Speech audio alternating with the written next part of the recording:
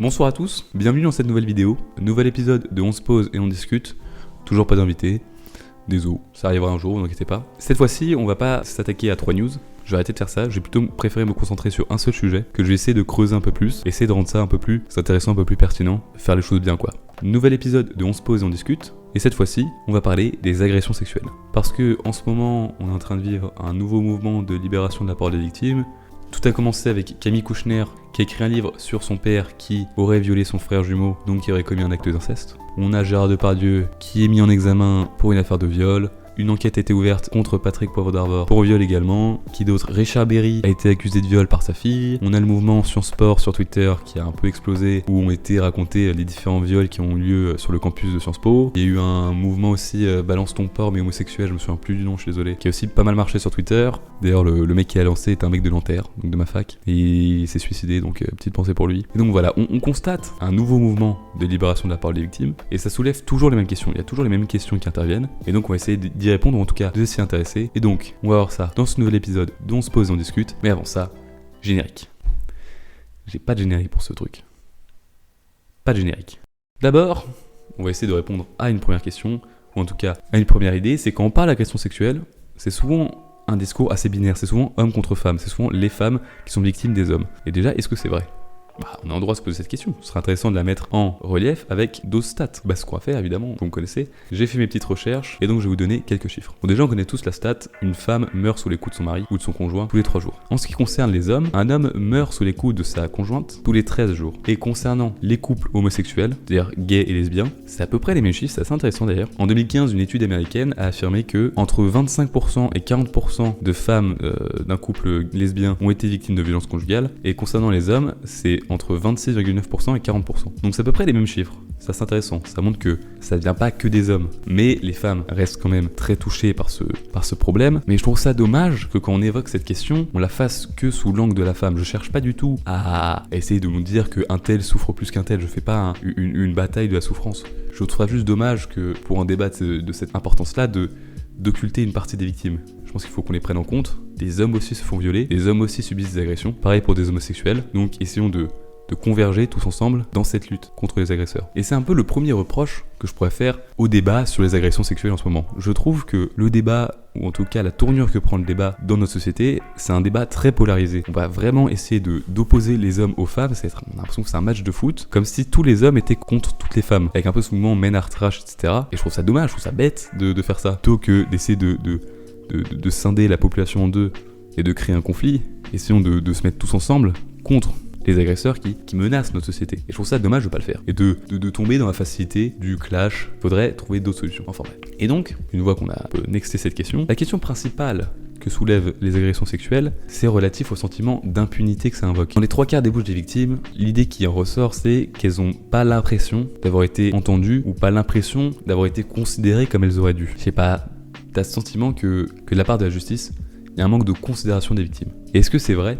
Est-ce que c'est de la faute de la justice ? C'est la faute à qui finalement ? Je pense que tout ça est lié à notre système juridique. Notre système juridique, en tout cas notre système juridique pénal, est basé sur un principe fondamental, vraiment fondamental, c'est le principe de la présomption d'innocence. Le principe de la présomption d'innocence, c'est un principe sur lequel tu es présumé innocent quand tu es accusé.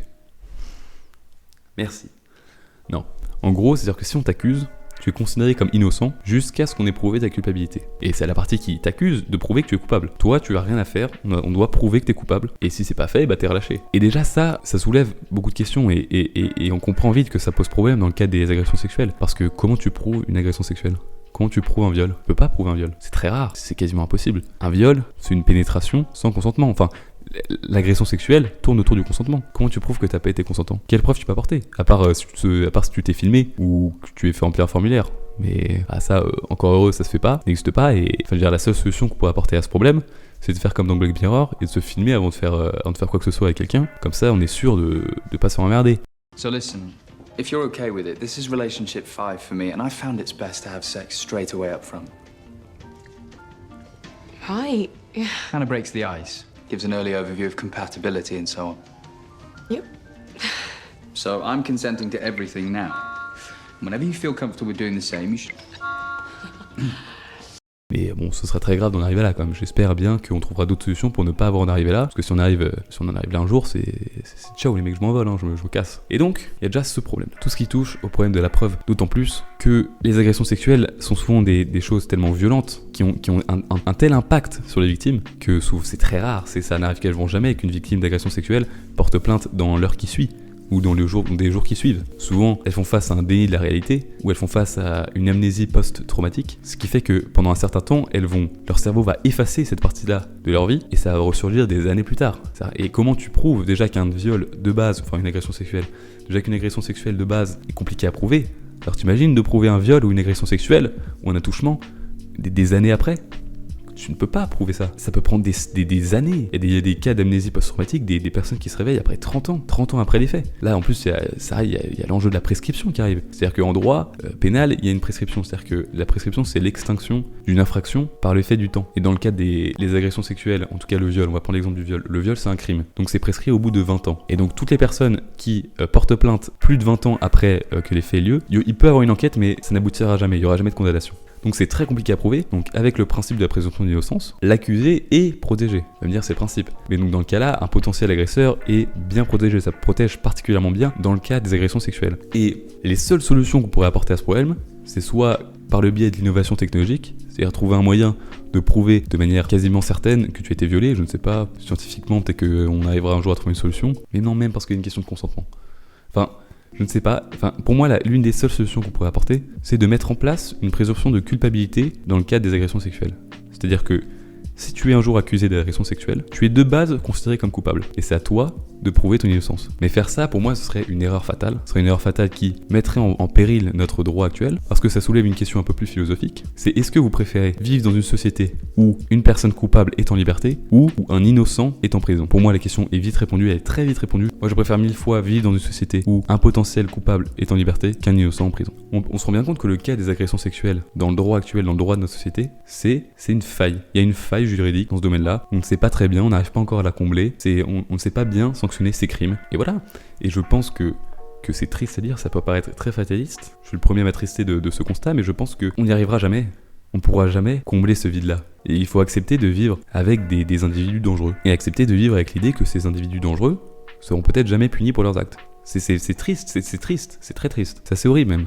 Et horrible encore plus pour les victimes. Je pense que c'est nécessaire d'avoir ça à l'esprit, parce que voilà, c'est un fait quoi. Je pense que de par la conception de notre droit, on ne pourra jamais combler ce vide-là. On ne pourra jamais combler. Mais ça veut pas dire qu'on doit abandonner la lutte, qu'on doit abandonner les efforts. On doit continuer de lutter et être complètement intransigeant avec les cas qu'on peut sanctionner. C'est-à-dire que déjà, arrêtez de refuser des plaintes ou arrêtez de ne pas prendre en compte les victimes. Il faut vraiment beaucoup plus se focaliser sur les victimes, apporter un soutien psychologique, etc. et continuer à faire attention. Là, c'est vraiment faire attention à soi, faire attention à ce qu'on fait. Et c'est triste, hein. On devrait pas dire ça, mais c'est un fait. Et quand je dis faire attention, ça veut pas dire faire attention à comment s'habiller. Hein. Non, parce que j'en vois venir certains. L'idée qu'une femme en mini-jupe a plus de chances de se faire agresser qu'une femme en jogging, c'est faux. Il y a un musée qui recense toutes les tenues de personnes violées. Il y a très peu de bikinis, hein. Très peu de mini-jupes, très peu de tout ça. Donc déjà, ça faut... Non, c'est pas vrai. Ne faites pas dire ce que j'ai pas dit. Vous balayez cette idée reçue.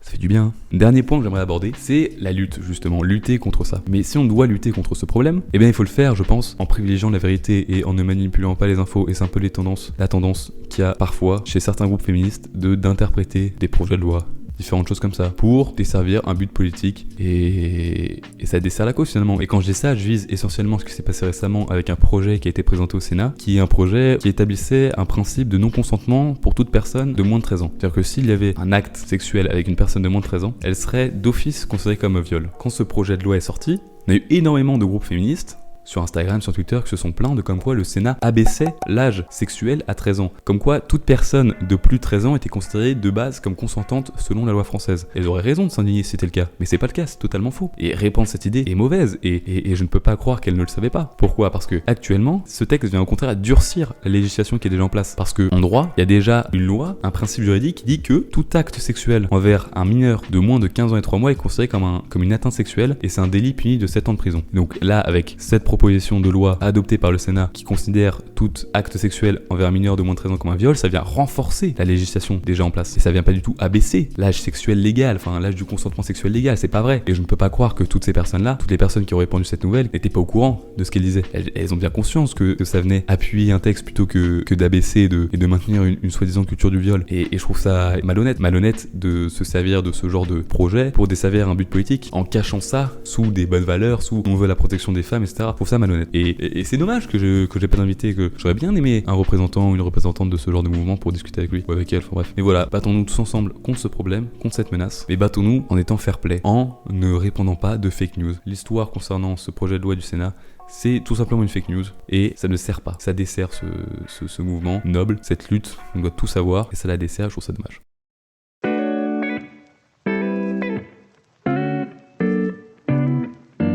Voilà, je crois que j'ai tout dit. Est-ce que ce que j'ai dit avait un intérêt? Est-ce que j'ai balancé que des vérités générales? Est-ce que vous avez appris des trucs? Je ne sais pas. Est-ce que cette vidéo sortira un jour? Je ne sais pas. Dans tous les cas, j'espère qu'elle vous aura plu. On se dit à bientôt pour une nouvelle vidéo. C'était Anatole. La bise.